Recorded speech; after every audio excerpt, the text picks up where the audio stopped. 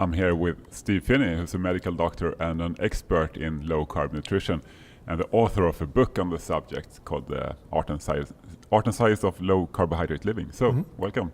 Thank you. So, what is low carb? How do you do it? How do you do it long term? That's your area of expertise, right? Yes. Yeah.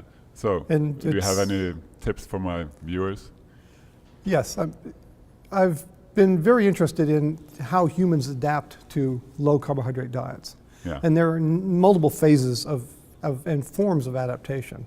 Of course, there's the fact that you have to give up something that's sweet or it's delicious or it's a food that you eat, and those are behavioral adaptations. And those do occur, but my interest has been how the human body adapts. And if I've made one contribution over the last few decades of my research, it's demonstrating that the full adaptation, when one takes most of the carbs out of the diet, requires at least 2 weeks and probably more like 4 to 6 weeks of staying continuously low carb without interruption for the body to fully undergo adaptation to what I call nutritional ketosis. Right. And so the term we've developed for that is what we call keto adaptation.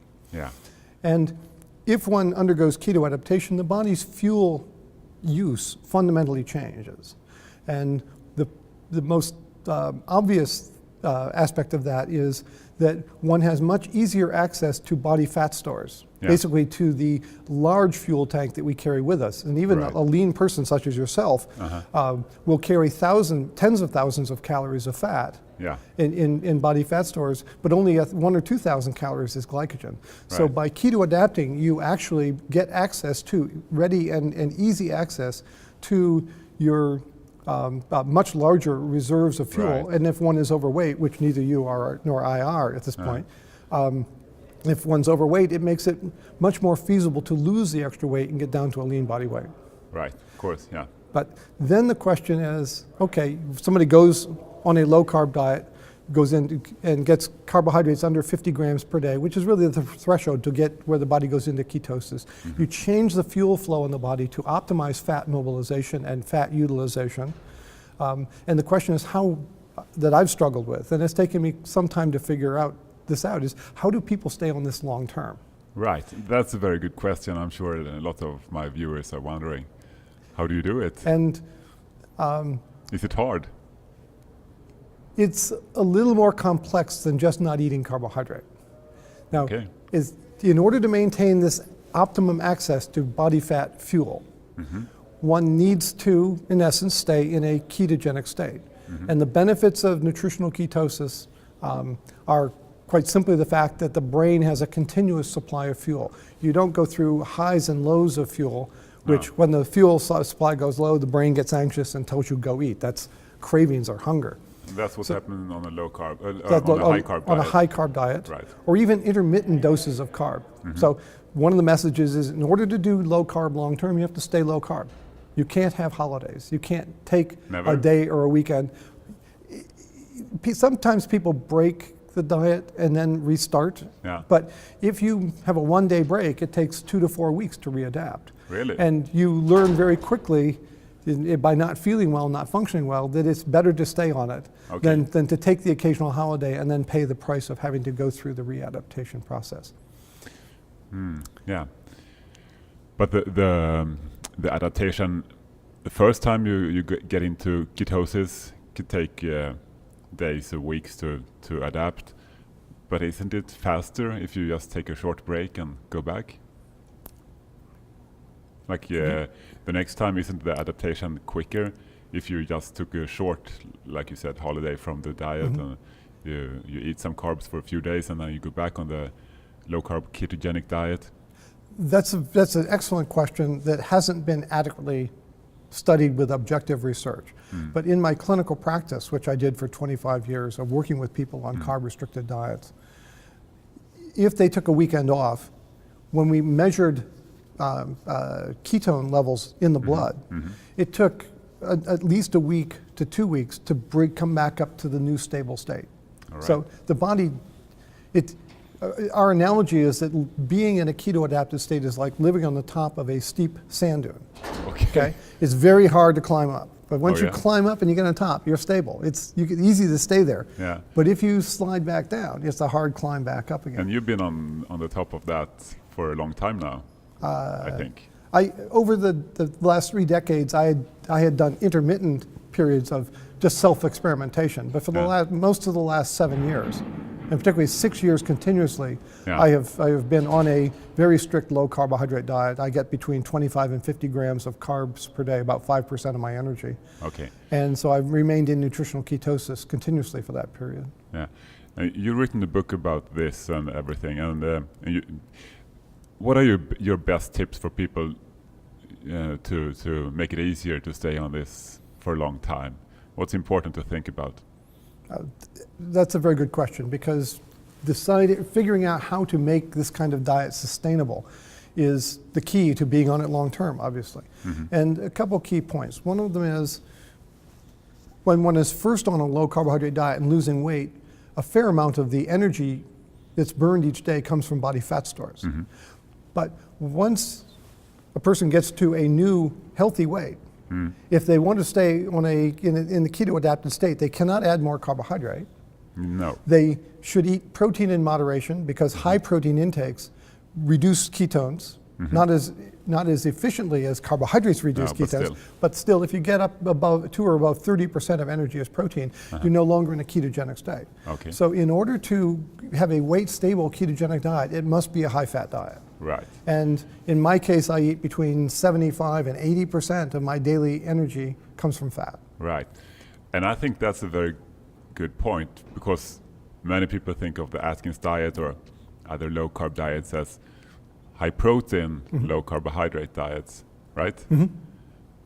But that's not quite true in your opinion. That's correct.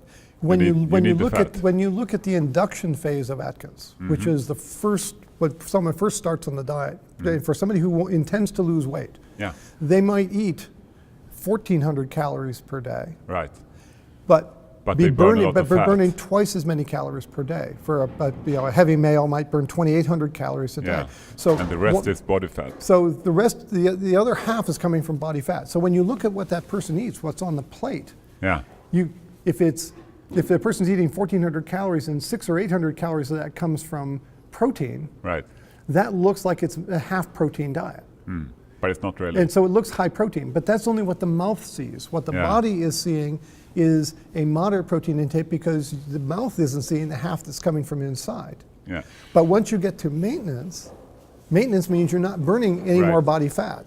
And that requires that all of the fat that you are burning each day, whether it's 3/4 of your energy intake, has to come from the outside. So what happens if you do a low carb, high protein diet and you lose a lot of weight, burning a lot of body fat? What happens when you approach that new steady state, when you stop burning body fat? If you keep eating low carb, high protein and not a lot of fat, what happens? Well, if you do the math, you would have to eat a whole lot of protein. Yeah. So if so let's say I'm burning 2,800 calories per day, and I want to eat half of that as protein, that's 1,400 calories per day as protein. That's a lot of meat. That's A, it's very expensive, Yeah. and B, at that level of protein intake, many people feel sick. And it causes gastrointestinal upset and weakness and fatigue. And that level of protein protects your body from being in ketosis, which means now you've lost your easy access to body fat stores. So you've allowed protein to become a metabolic impediment to block your access to fat. So you can't add in protein. And if you're so afraid of fat you won't add in fat, you'll just keep on losing weight until you become wasted. Okay. So then you're going to be hungry too, right? And then you're hungry. So to make a sustainable low carbohydrate diet satiating means you're satisfied. Right. And provide the right mix of fuel so that you keep making ketones, which keeps feeding the brain, so your body doesn't need all that carbohydrate that the standard nutritionists say you have to have. Then you have to keep protein moderate, you have to keep carbs low, and the only other source of energy is fat.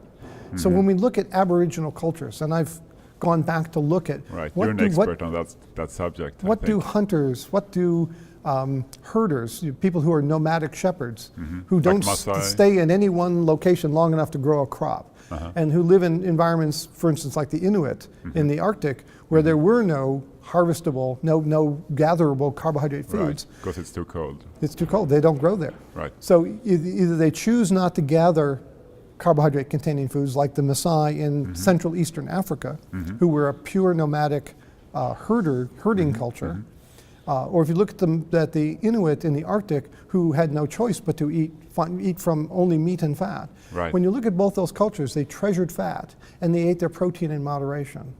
It's fascinating that people still think that the Inuit ate a high-protein diet, but when you look at what the people who lived up, what literate people who lived among the Inuit and wrote down what they did. Yeah.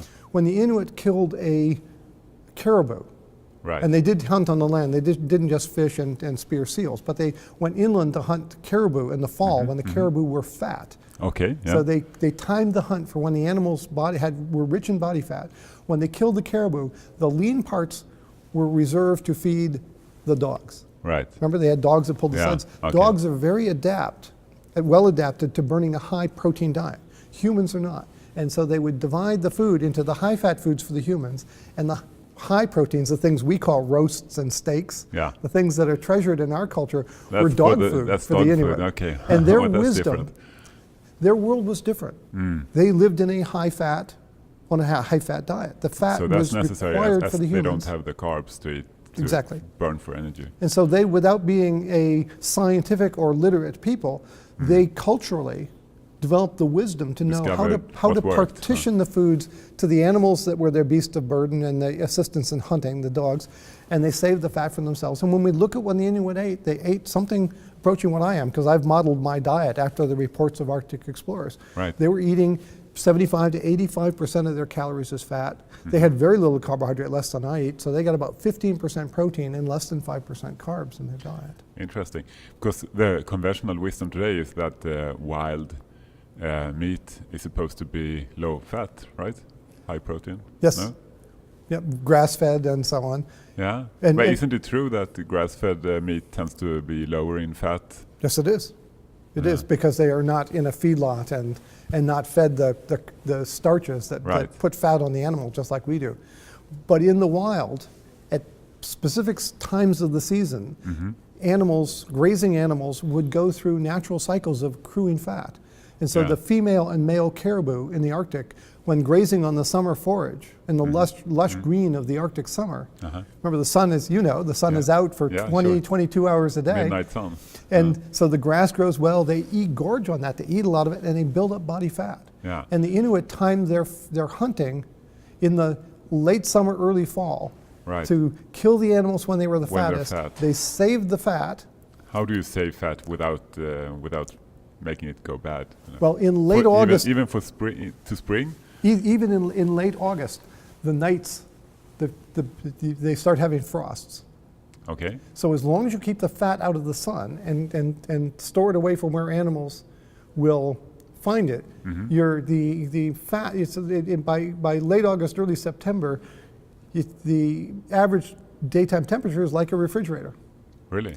And Okay. by October, they're having snow.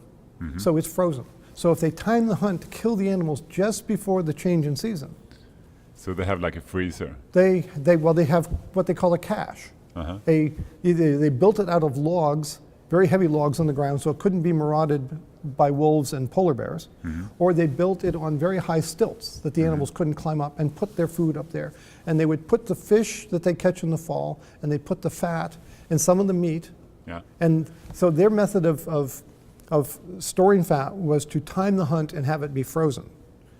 All right. Further south in the United States and in central Canada on the plains, we had 60 million buffalo. And we had Right. many different cultures of hunters, what we call Native Americans, what the Canadians call First Nations people, what the Right. people in Canada, they call themselves First Nations. Yeah. Yeah. They would hunt the buffalo when they were fat in the fall. And when the animal had been killed, they would cut the lean meat in strips and hang it up and dry it, air dry it, Right. and keep the fat. And the air drying of the meat took about 3 days. Once it was dried, they, meaning the women who did all this work, would pound the meat on a flattened piece of wood with a wooden mallet. They pound the meat to make it soft. This is dried meat. They pound it, make it soft, put it inside a buffalo skin sack. And then they would take the fat that they'd saved, heat it up to melt it, and they'd pour the hot fat in on top of this mass of pounded dried meat. And when the fat was still hot, they would use the sinew from the tendons and they would sew the sack closed. Now these are ruminant animals. The fat has high saturated fat content and it's solid. It solidifies at environmental temperatures.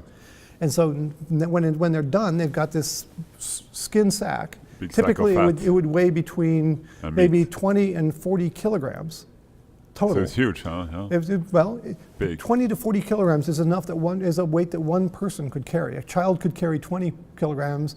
A woman could carry 40 kilograms. And when they traveled, they could carry this food. It was called pemmican. And when you look at the composition of their original pemmican, which was just meat and fat, they did not add berries or grains or other things. No berries? When the English came, the English were used to pudding.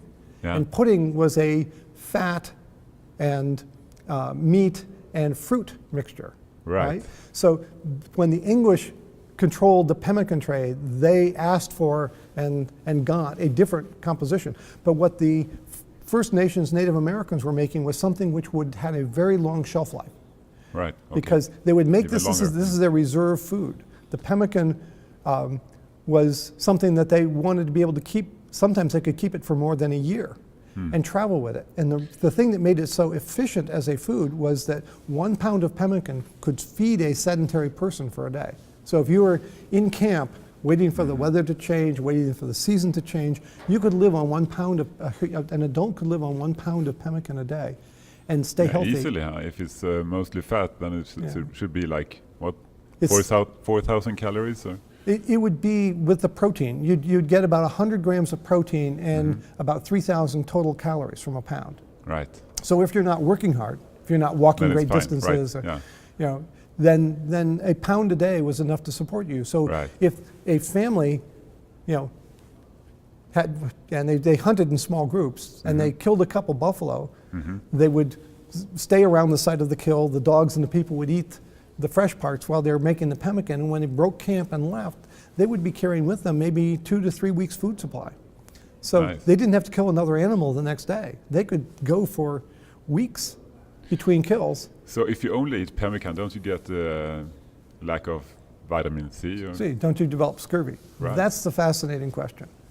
And we don't have a good enough answer for that. We do know that eating fresh meat and fat does not cause scurvy.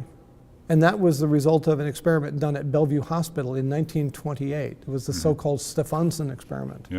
And Stefansson what, 2 persons? That was 2 persons, but they had lived, Stefansson and Anderson, Karsten Anderson, who was one of Stefansson's colleagues, who was a geologist who traveled with him in the Arctic for 2 years. They lived for, Karsten for 2 years and Stefansson for over 5 years, continuously lived on a meat and fat diet with no berries, no fruit, no vegetables. But don't they get berries like in the summer? Well, if you go inland and hunt for lingonberries, you might be able to find them, or cloudberries. But they didn't do that. The Inuit ate very little gathered food. That was their culture. And they somehow figured out that they could live on that. And that raises the question, is vitamin C required in higher amounts because we eat a lot of carbohydrate? We know that now that carbohydrates increase the body's level of oxidative stress.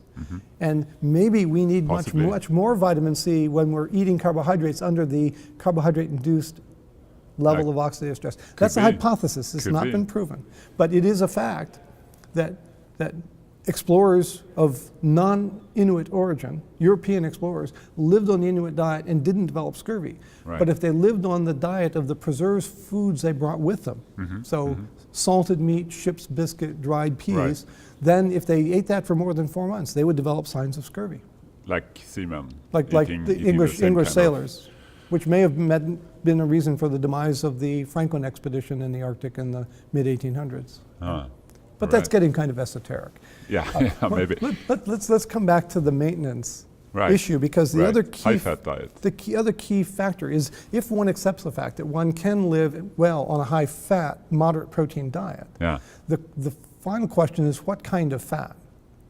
Yeah. And when you look at what people around the world who had a choice of which fats to eat when they ate a high-fat diet, they tended to choose fats that were rich in saturated fats and rich in monounsaturated fats.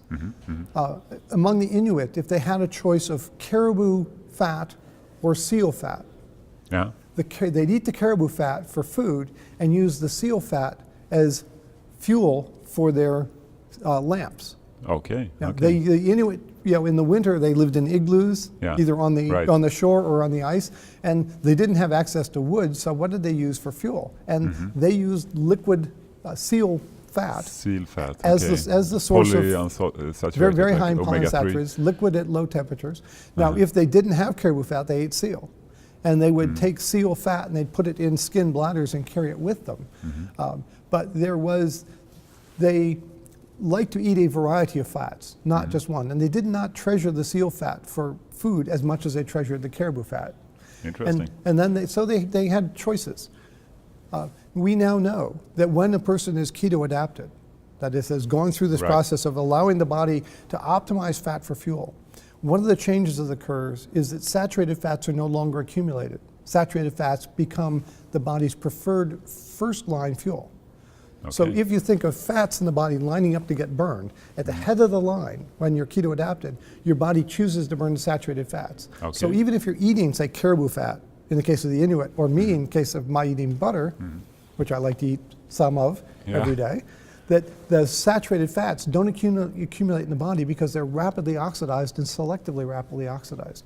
So that means it's okay to eat some saturated fat. So if you have fat on a piece of beef, you don't cut it away. It's a Sure. delicious part of the food. Sure. But the other factor is that although each of us humans needs some of the essential fats each day, that's both the omega-6 and Right. omega-3, Yeah. those requirements, those essential fat requirements are very modest. Yeah.